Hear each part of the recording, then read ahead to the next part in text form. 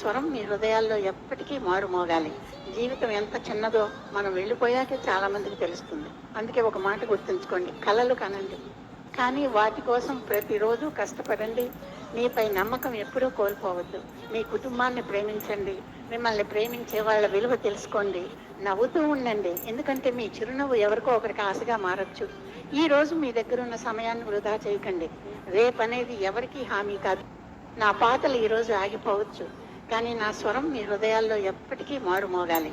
జీవితం ఎంత చిన్నదో మనం వెళ్ళిపోయాకే చాలా మందికి తెలుస్తుంది. అందుకే ఒక మాట గుర్తుంచుకోండి, కలలు కనండి, కానీ వాటి కోసం ప్రతిరోజు కష్టపడండి.